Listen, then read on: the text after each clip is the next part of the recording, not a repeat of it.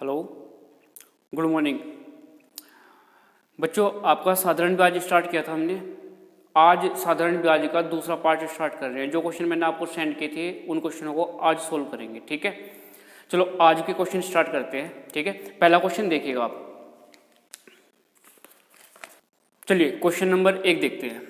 पहला क्वेश्चन कहता है, एक व्यक्ति के पास 10,000 रुपये की धनराशि निवेश के लिए है। इसमें से वह 4,000 रुपयों को साधारण ब्याज की 5% वार्षिक तथा 3,500 को 4% वार्षिक की दर से निवेश कर देता है। शेष धनराशि को वह किस दर से निवेश करे कि उसकी आय कुल कितने रुपये हो जाए? 500 रुपये, ठीक है। चलो देखते हैं एक बार।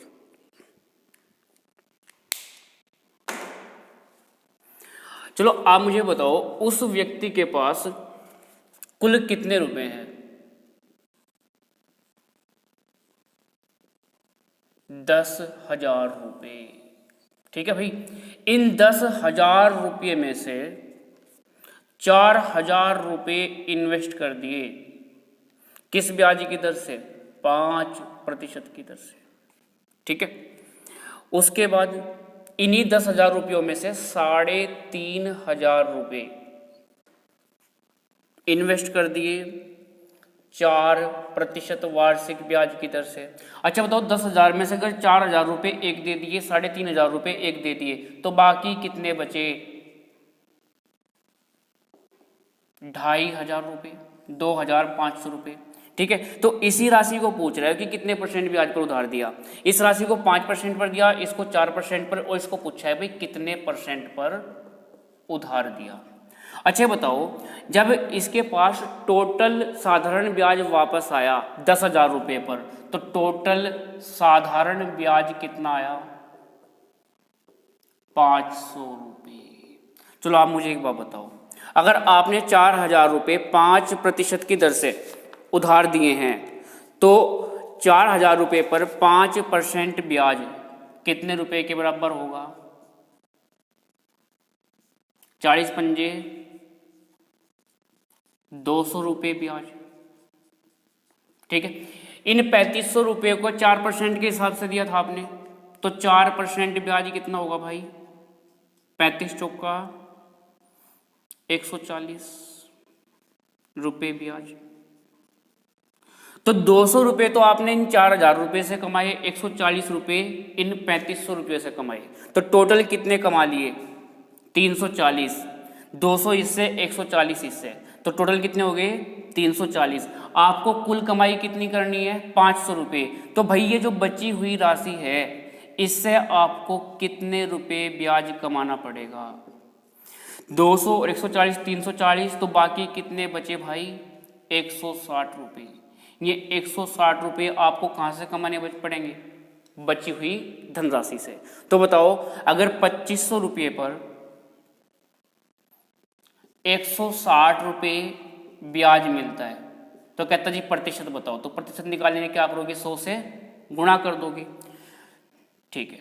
2 जीरो से 2 जीरो खत्म। 25 से 160 को डिवाइड दिया, 25 छिक्का 150, कितना बचा? 10, दशमलव लगा ली, जीरो लगा के 25 चौका 100। तो जो बची हुई धनराशि थी वो किस ब्याज की दर से उधार दी? 6.4%। तो पहले क्वेश्चन का आपका जो आंसर है वो कितना आ गया? 6.4%। एक बार फिर सुन लो, एक व्यक्ति के पास 10,000 रुपये थे।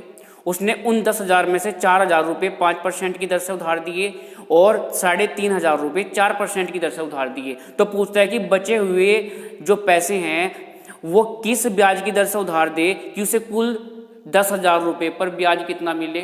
500 रुपये। तो हमने देखा भाई 4,000 रुपये पर 5% के हिसाब से ब्याज कितना आया? 200 रुपये। 3,500 रुपये पर 4% के हिसाब से ब्याज कितना? 140। तो 500 में से 340 रुपये तो इन दोनों से ले लिया, तो बाकी का 160 रुपये ब्याज कहाँ से आया होगा? इन 2,500 रुपये से। तो ये जो 160 रुपये ब्याज आया वो इन 2,500 रुपये का कितना परसेंट आया? 6.4%। तो इसका मतलब ये जो आपकी बची हुई शेष धनराशि थी वो आपने 6.4% वार्षिक ब्याज की दर से उधार दिया था, ठीक है। बात समझ आई भाई? चलिए इस क्वेश्चन को नोट कर ले और क्वेश्चन नंबर 2 की तरफ चलते हैं, ठीक है भाई। चलिए क्वेश्चन नंबर 2 देखते हैं। क्वेश्चन नंबर 2 क्या कहता है भाई, जरा पढ़ना। कोई राशि साधारण ब्याज की दर से 4 वर्ष में 3 गुनी हो जाती है तो कितने समय में वह 7 गुनी हो जाएगी। देखो उसके कई तरीके आप ये करने के, ठीक है। हम एक बार पहला तरीका देख लेते हैं, उसके बाद दूसरा, फिर एक तीसरा तरीका भी देखेंगे, ठीक है बच्चे। चलिए, कहता है कि कोई राशि साधारण ब्याज की दर से 4 वर्ष में कितनी हो जाती है, 3 गुनी। इसका मतलब अगर आपने किसी को 1 रुपया उधार दिया तो वो 4 साल में कितने गुना हो जाता है, 3 गुना। 1 रुपया उधार दिया था, कितने रुपए वापस आए, 3 रुपए। तो मुझे एक बात बताओ, जो पैसे आप उधार देते हो वो क्या कहलाता है, आपका मूलधन, ठीक है। अब आपने 1 रुपया दिया था, वो वापस लेकर आया 3 रुपए, तो इस 3 रुपए में 1 रुपया तो आपका खुद का था, तो आपको ब्याज कितने का मिला, 2 रुपए का। चलो, क्या यहां से ब्याज की दर निकाल लोगे, हाँ जी निकाल लेंगे। चलो, SI is equal to PRT बटे 100। चलो, SI 2 रुपये, मूलधन 1 रुपया, दर कितनी पता नहीं, समय कितना 4 साल बटे 100। 4 एकम 4, 25 चौका 100, 25 दूनी 50, तो R बराबर कितना आ गया, 50%। अब आपसे कहता है कि यही राशि कितने समय में 7 गुनी हो जाएगी, यानी कि ब्याज की दर तो वही है लेकिन कितने मांग रहा है, 7 गुना। 7 गुने का मतलब क्या, कि आप किसी को 1 रुपया उधार दो और वो वापस कितने लेकर आए, 7 रुपये, ठीक है। तो जो उधार देते हैं वो मूलधन, वापस कितना आया, 7 रुपये। तो 1 रुपया तो आपका इसमें खुद का है, तो ब्याज कितने का, 6 रुपये का। ब्याज की दर कितनी है भाई, 50%, अभी पता किया। और आपसे समय पूछा है भाई कितना समय लग जाएगा, तो 6 रुपये बराबर मूलधन गुणा दर गुणा समय बटे 100। 50 एकम 50 दूनी 100, ये 2 यहाँ से ऊपर गुणा में चला जाएगा, तो 6 दूनी 12, तो T बराबर कितना, 12 साल। तो इसका मतलब ये राशि उसी ब्याज की दर से 7 गुनी कितने समय में हो जाएगी, 12 वर्षों में। एक तरीका तो भाई ये इसका है, आपको एक तरीका और बता देता हूँ साथ में, आप चाहे तो ऐसे कर लें। देखो, कहता है जी कोई राशि 4 वर्षों में कितने गुना हो जाती है, 3 गुनी। 4 वर्षों में 3 गुनी, इसका मतलब आपने 1 रुपया उधार दिया और वापस कितने रुपए आए, 3 रुपये। तो अगर 1 रुपया उधार देकर 3 रुपये वापस मिलते हैं तो आपको ब्याज कितने रुपए का, 2 रुपये का, ठीक है। अब कहता है जी यही राशि उधार दूंगा लेकिन वापस कितनी आए, 7 गुनी। अगर भाई 1 रुपया देकर 7 रुपये वापस आ रहे हैं तो ब्याज कितना, 6 रुपये का। अच्छा, ये 3 गुनी कितने समय में हुई थी, 4 साल में। अब पूछता है कि भाई 7 गुना कितने समय में हुआ, तो देखो पहले आपको ब्याज 2 रुपये मिलता था, अब कितना मिल रहा है, 6 रुपये। तो कितने गुना हो गया, 3 गुना। भाई 2 में कितने गुना करोगे, 6 आ जाए, 3 की। तो अगर 3 की गुणा यहाँ की तो 3 की गुणा यहाँ करनी पड़ेगी, तो 4 में 3 की गुणा करेंगे तो कितना आ जाएगा, 12 साल। तो इसका मतलब ये राशि 7 गुना कितने वर्ष में हो जाएगी, 12 वर्षों में, ठीक है। एक तरीका और भी है जिससे आप कर सकते हैं इसको,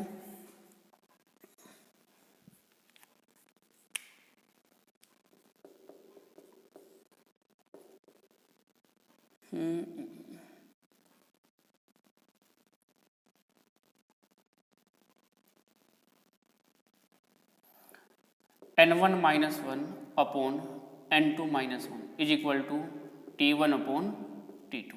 N1 जितने गुना हो जाता है, सबसे पहले 3 गुना हुआ तो 3 माइनस 1, फिर कितने गुना हुआ, 7 गुना, 7 माइनस 1 बराबर T1 कितना, 4 साल, T2 आपसे पूछा है, ठीक है भाई। तो 3 में से 1 गया कितना, 2, 7 में से 1 गया 6 बराबर 4 बटे T2। 2 एकम 2, 2 तिया 6, ये T2 यहाँ से ऊपर गुणा में जाएगा, ये 3 यहाँ से ऊपर गुणा में, तो T2 इज इक्वल टू 4 तिया 12 साल, ठीक है। तो इनमें से आपको जो भी ठीक लगेगा आप उससे इस क्वेश्चन को कर सकते हैं, ठीक है भाई। इस क्वेश्चन को नोट कर लो और फिर अपने क्वेश्चन नंबर 3 की ओर चलते हैं, ठीक है।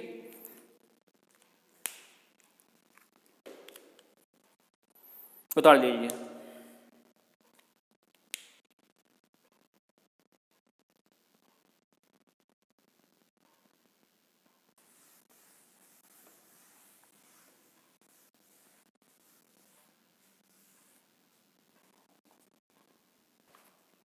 चलिए क्वेश्चन नंबर 3 देखते हैं। बहुत ही अच्छा क्वेश्चन है। कहता है किसी धनराशि को निश्चित समय के लिए कर्ज दिया जाता है। पहले 3 वर्ष ब्याज की दर 5%, अगले 4 वर्ष 6% तथा शेष 2 वर्ष 3% वार्षिक है। तो कहता है कि यदि इसका 9 साल का टोटल ब्याज 1350 रुपये हो तो मूलधन ज्ञात कीजिए, यानी कि उसने कितनी राशि उधार दी थी। ठीक है, तो आप इसको कैसे करोगे? आपको पता है ना भाई, अगर 1 साल का ब्याज 5% है तो 2 साल का ब्याज कितना? 10%। 3 साल का ब्याज कितना? 15%। तो यहाँ पर इसी अप्रोच को लगाएंगे। वैसे हम डिटेल में भी कर सकते हैं पी मानकर, ठीक है, लेकिन उसको अभी छोड़ दो, केवल इसको सीख लीजिए। आपको ये भी पता है कोई भी वस्तु अपने आप में कितनी होती है? 100%। तो चलिए हमने मान लिया वो मूलधन कितना था भाई आपस टोटल 100%। अब इस पर ब्याज की दर जो है वो पहले 3 साल तक 5% लगती है। 3 साल तक कितने प्रतिशत? 5%। और 1 साल का ब्याज अगर 5% है तो 3 साल का ब्याज टोटल कितना बन जाएगा भाई? 15%। तो भाई पहले 3 साल, ठीक है, आपको टोटल ब्याज कितना मिल गया? 15%। जैसे ही 3 साल पूरे हुए उसके बाद अगले 4 वर्ष तक ब्याज की दर हो गई 6%। 4 साल तक 6%। तो 1 साल में ब्याज 6% मिला तो 4 साल में ब्याज कितना भाई? 24%। इसी प्रकार आखिरी के जो 2 साल थे उसमें जो ब्याज था वो कितना लगा? केवल 3%। तो 1 साल का 3%, 2 साल का कितना हो जाएगा टोटल? 6%। चलिए तो भाई ये था आपका टोटल 9 साल का ब्याज। पहले 3 साल, फिर 4 साल, 7 और 2 9। अब इन 9 साल में आपको ब्याज कितना मिला? 24 ये 6 ये कितने हो गए? 30 और 15 45%। आपका जो टोटल ब्याज है वो कितना हो गया भाई? 45%। जबकि क्वेश्चन में बताया कि आपका टोटल ब्याज तो 1350 रुपये है। तो अगर 45% 1350 रुपये के बराबर है तो 1% का मान कितना? 45 दिया 135 यानी कि 30 रुपये। अगर 1% 30 के बराबर है तो कोई भी चीज़ 100% होती है, तो 2 जीरो और लगा दो। कितने रुपये? 3000 रुपये। ठीक है, बात समझ आई? चलिए इस क्वेश्चन को नोट कर लो और अगले क्वेश्चन की तरफ रुख करते हैं।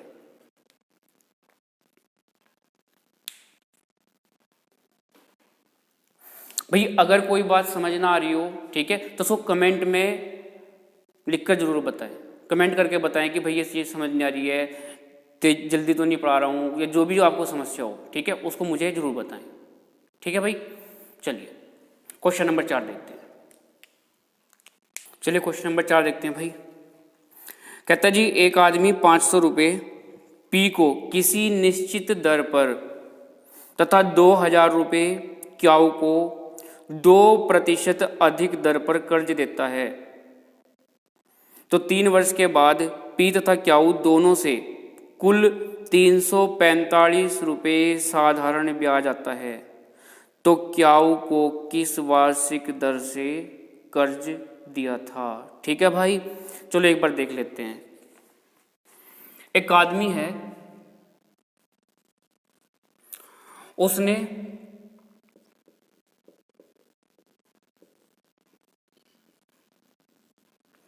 पी को तो दे दिए 500 रुपये और क्याऊ को दिए कितने?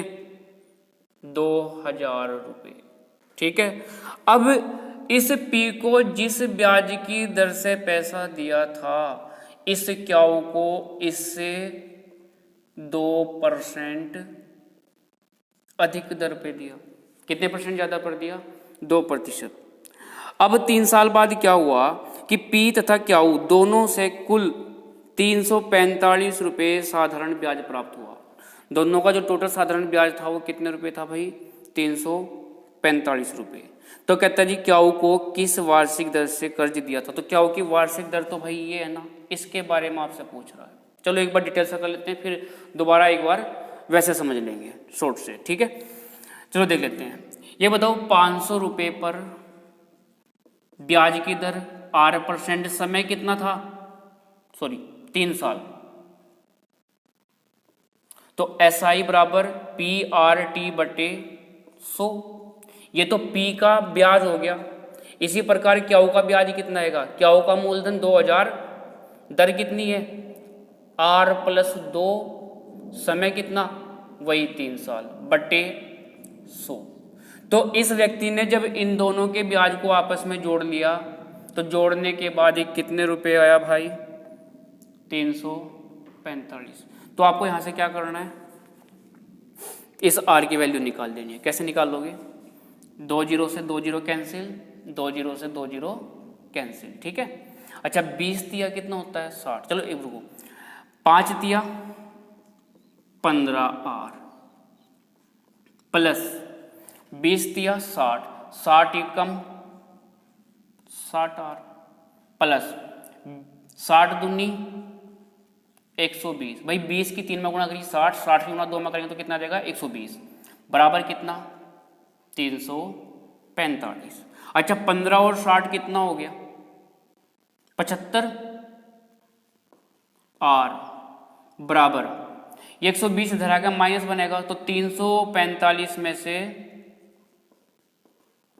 120 घटा दीजिए, ठीक है, कितना बचेगा 225। तो चलिए 75 कम 75 तिया 225, तो R बराबर कितना आ गया 3%, ठीक है। तो हमने जो ब्याज पर पैसा दिया था वो P को किस रेट पर दिया था R%, यानी कि 3% पर, और क्याऊ को R+2 यानी कि 3+2 कितना 5%। तो क्याऊ के बारे में पूछ रहा है तो आंसर कितना हो जाएगा 5%। उम्मीद है बात समझ आई होगी। एक तो आप इसको इस तरह से कर सकते हैं, एक दूसरा तरीका और बताता हूँ आपको जिससे आप इस चीज़ को कर लोगे, ठीक है। एक बार इसको नोट कर लो वीडियो को रोक कर, और उसके बाद दूसरा तरीका देख लेते हैं, ठीक है। मैं इस क्वेश्चन को रफ कर देता हूँ, एक बार फिर देख लो भाई इस क्वेश्चन को। देखो आपने P को तो R% के हिसाब से उधार दिया और क्याऊ को R+2, जिसकी वजह से आपको जब दोनों से ब्याज प्राप्त हुआ तो टोटल ब्याज कितने रुपए आया भाई 345 रुपए, ठीक है। अच्छा ये बताओ अगर क्याऊ के पास ये 2% ब्याज अधिक ना होता, यानी कि P को R% के हिसाब से उधार दिया तो क्याऊ को भी तो R% के हिसाब से देना चाहिए था ना, इसके साथ अन्याय हो रहा है। तो अगर ये भी R% के हिसाब से ही ब्याज देता तो यहाँ पर जो टोटल ब्याज आया उस ब्याज में कितने % की कमी हो जाती, 2% की कमी हो जाती, ये 2% छूट जाएगा। तो ये 2% ब्याज दे कौन रहा है, क्याऊ दे रहा है। तो बताओ 2000 रुपए पर 2% के हिसाब से 3 साल का ब्याज कितना, 0 से 0 खत्म, 20 दूनी 40 तिया 120 रुपए। यानी कि ये जो 2% क्याऊ ब्याज एक्स्ट्रा दे रहा है इसका मतलब ये 120 रुपए एक्स्ट्रा दे रहा था। कितने रुपए एक्स्ट्रा दे रहा था 120 रुपए। अगर ये 2% ब्याज अधिक ना दे रहा होता तो इसका मतलब इस व्यक्ति के पास 120 रुपए कुल ब्याज में से कम आते। तो चलो 345 में से 120 रुपए कम कर दो, कितना बचा 225 रुपए।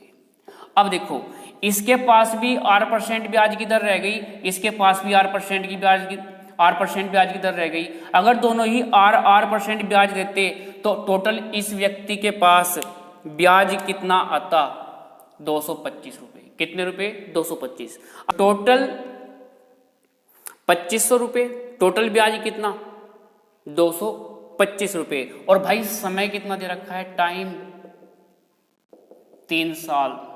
तो आपको फॉर्मूला तो पता ही है, SI = PRT बटे तो SI कितना 225, मूलधन कितना हो गया भाई, टोटल रुपए कितने उधार दिए इसने 2500 रुपए, गुणा दर हमें नहीं पता, समय कितना 3 साल बटे 100।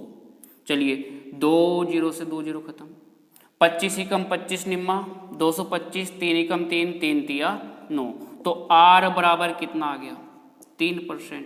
तो इसका मतलब P, इस व्यक्ति ने P को 3% पर उधार दिया क्योंकि R की वैल्यू कितनी है 3%, और इसके पास 2% ब्याज ज़्यादा था, तो इसका मतलब ब्याज की दर कितनी है 5%।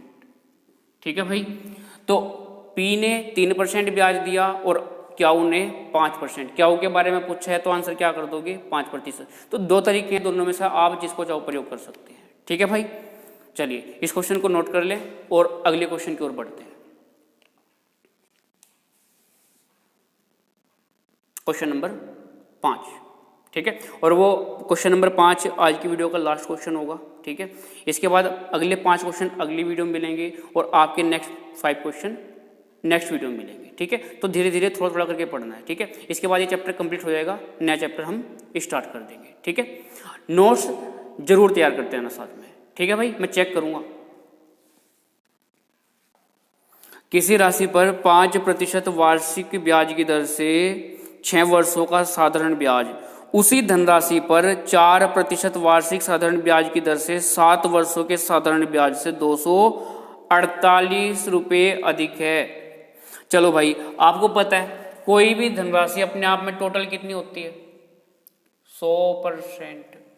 ठीक है, अब देखो इसने दो कंडीशन बताई कि अगर इसी धनराशि को 5% के हिसाब से 6 साल के लिए दें और इसी धनराशि को 4% के हिसाब से 7 साल के लिए दें, तो दोनों के जो ब्याज अलग अलग आएंगे उनका जो डिफरेंस है वो कितने रुपए का है 248 रुपये का। तो आप मुझे बताओ, इसी धनराशि पर आपने 5% के हिसाब से 6 साल के लिए उधार दिया और इसी धनराशि को आपने 4% के हिसाब से 7 साल के लिए उधार दिया, तो भाई 5% के हिसाब से ब्याज कितना बनेगा 5 अंक 30%, और 4% के हिसाब से ब्याज कितना बनेगा भाई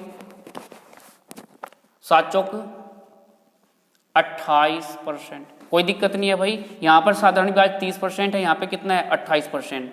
तो कहता है जी इस राशि पर जो ब्याज बना था वो इस राशि से 248 रुपये ज़्यादा है। आप ये बताओ यहाँ पर इस ब्याज में इससे कितना ज़्यादा है, तो 2% ज़्यादा है। कितने परसेंट ज़्यादा है 2%। तो हम क्वेश्चन के अकॉर्डिंग 2% ज़्यादा है और लिखा कितना गया है कि 248 रुपये ज़्यादा है। तो परसेंटेज में तो भाई 2% का डिफरेंस आ रहा है, जबकि रुपयों में कितने रुपए का डिफरेंस आया 248 रुपये का। तो आप यहाँ से 1% की वैल्यू निकाल लोगे, कितनी 124 रुपये।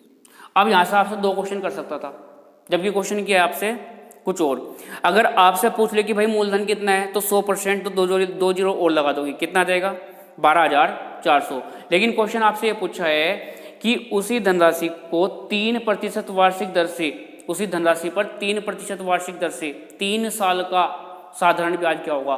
तो भाई इसी धनराशि पर 3% वार्षिक ब्याज की दर से 3 साल का ब्याज कितना होगा भाई 9% होगा कि नहीं होगा। कितने परसेंट होगा 9%।